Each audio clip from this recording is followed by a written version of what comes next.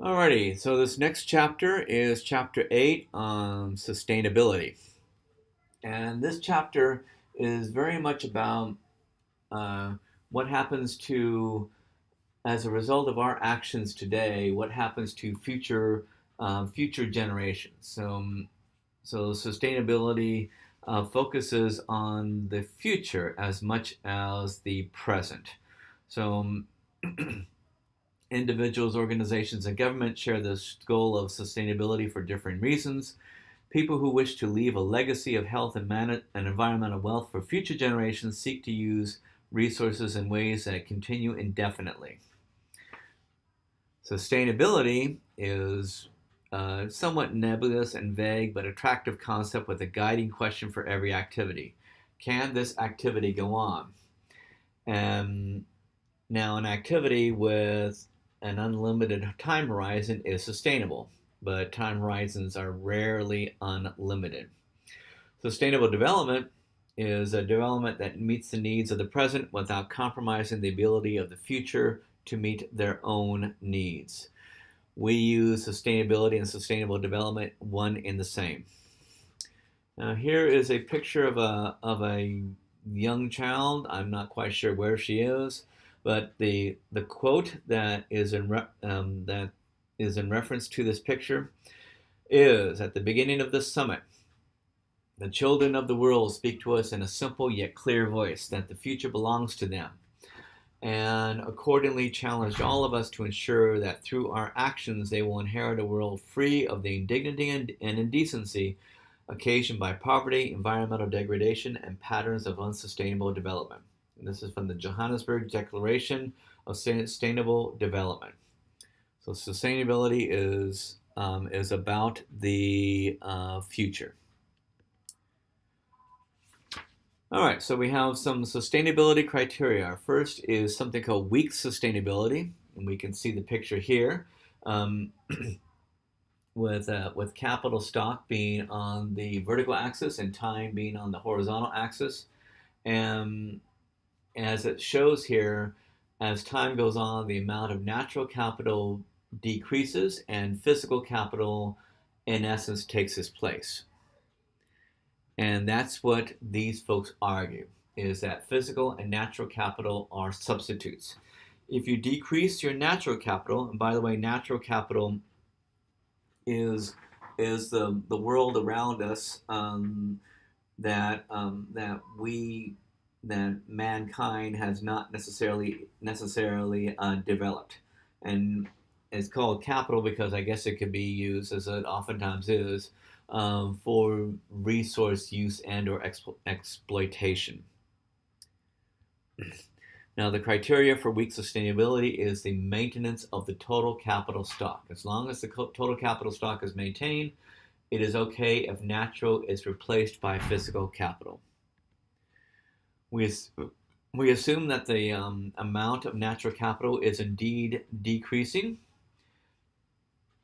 and the stipulation is that exhaustible natural resources are never consumed, but are rather turned into physical capital. The total stock of productive capital is thus sustained because the current generation converts natural into physical capital and lives off the output of physical and human capital. Neoclassical economists argue that decreases in natural capital will not be a problem as long as they are balanced out by increases in physical capital. The weak sustainability index depends on the substitutability of physical for natural capital. And that is at the bottom of page, I believe, 180. Okay, page 191 in your 5th edition. And it's a savings divided by GDP, and then depreciation of natural plus depreciation of physical over GDP, all greater than 0. So as long as we don't deplete it, according to these folks, we are okay. Our next criteria is something called strong sustainability. And here's strong sustainability. And in this case, this is championed by ecological economists. They see natural and physical capital not as substitutes, but as complements. So they go together. You can't necessarily, if you see one depleting, you can't necessarily replace it with the other. They feel that environmental degradation cannot necessarily be substituted by physical capital. Now, measures of economic welfare, such as sustainable economic welfare, adjust GDP for pollution and losses in natural capital. So, as these things happen, GDP will be adjusted accordingly, and most likely will go down.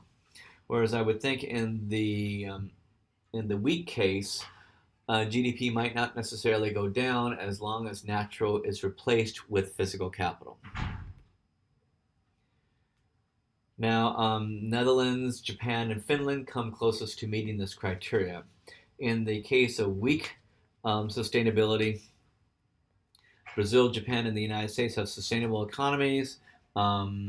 Ethiopia, Mali, and Nigeria are economies with unsustainable economies under the weak criteria. So their natural is not necessarily replaced by physical. But in the strong sustainability case, no country really meets it right now. But those countries right there, Netherlands, Japan, and Finland, come closest.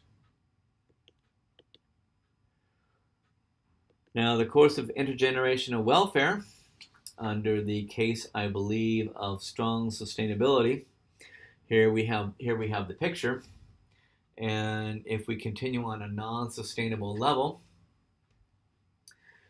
given that natural capital is decreasing, we should change our behavior that will end that net loss. So non-sustainable decreases over time. Our welfare decreases over time, and eventually may reach the lowest survivable level. So we should change our behavior that will end our net loss. So the green line corrects for non-sustainability. Otherwise, we'll have a brief bump in welfare followed by a decrease ultimately below survivable levels. That is indeed the red line. Okay, and this lovely slide talks a little bit about natural sustainability. It's from the Columbus Zoo. Natural capital itself goes through changes, although the stock remains the same. Fossil fuels can be used if they're replaced by renewable resources like switchgrass for ethanol production. So that is replacing one with the other.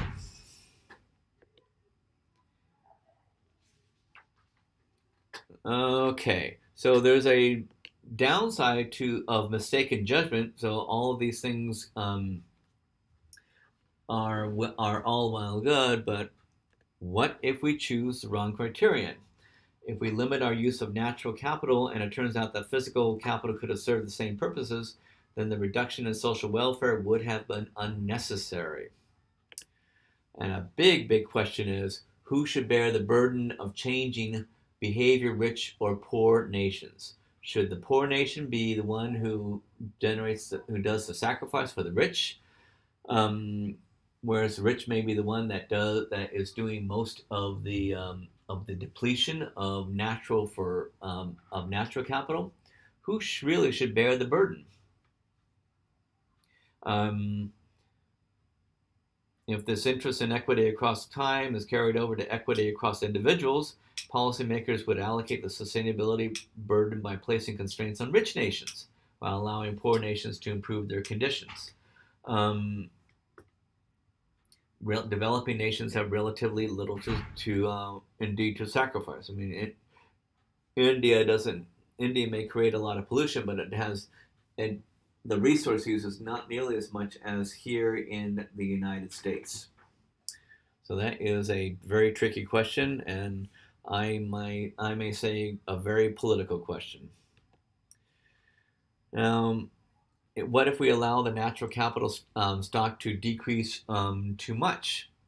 Well, there's the issue where you can maybe set some safe minimum standards. These standards could include the maintenance of viable populations of unique species and limits on the damage that can be caused to air, water, and climate. A seed bank, for example, um, um, something whereby you cannot go below this particular limit. Okay, now there's other types of sustainability. Here we go.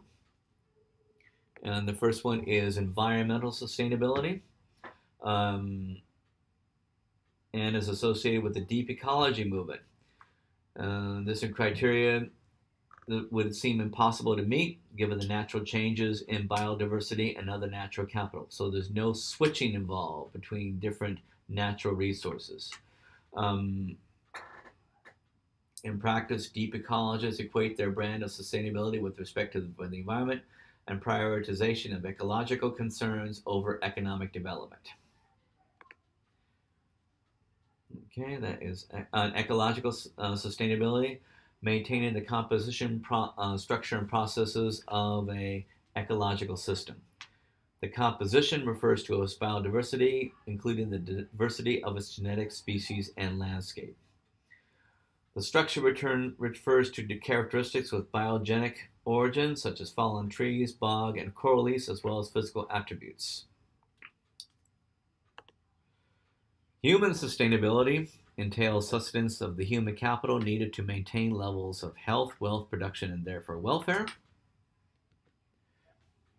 Social sustainability. Social welfare is dependent upon citizens' ethics, discipline, tolerance, and trust, among other elements of social capital maintained under social sustainability.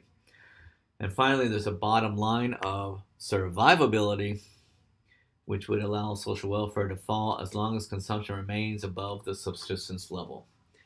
Needless to say, we in the United States generally are not under the survivable level. Okay, that finishes our first part of this chapter.